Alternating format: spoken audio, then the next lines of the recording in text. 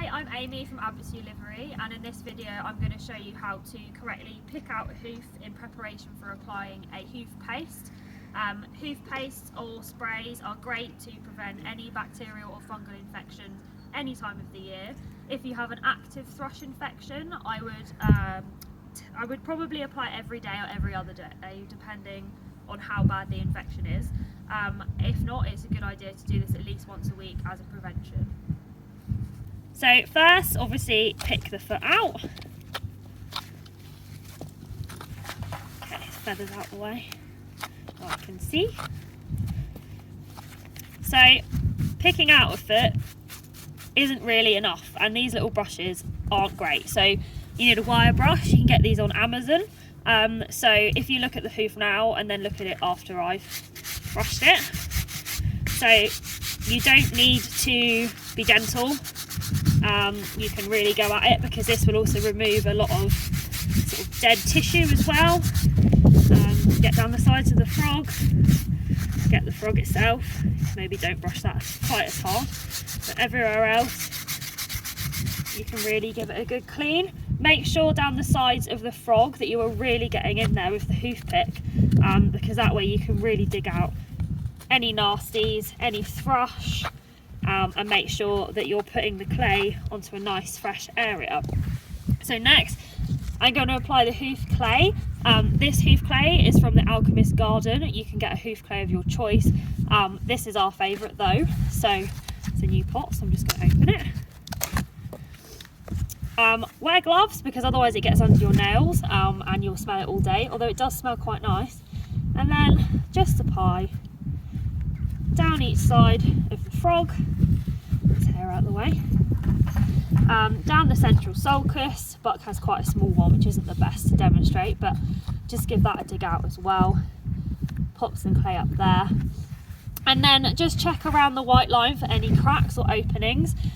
Buck doesn't have any, but as a prevention I am just gonna pop it all around there as well. If the sole looks quite smelly, or if for any reason you think they need it as well, just give it a good rub around. And then don't turn them out straight away. Give it sort of 10 minutes to dry, otherwise they will just walk it straight out.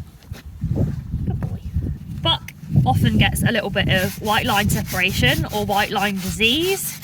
He has a lot of metabolic problems and things like that. It has improved greatly over the last few years, but he still gets little flare-ups. So I waited until he had a flare-up so I could show you how to clean it out and pack it. So the white line separation is this gap down here and this gap on this side.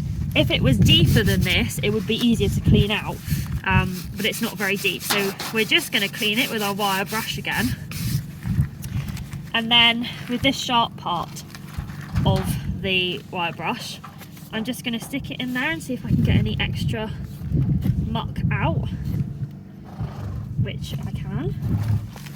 You want to make sure this is as clean as you can possibly get it again before you put any hoof wax or clays in there.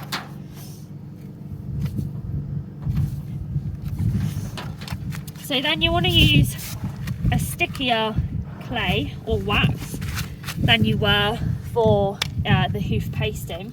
So we've actually got this on trial from the Alchemist Garden, which is a hoof wax.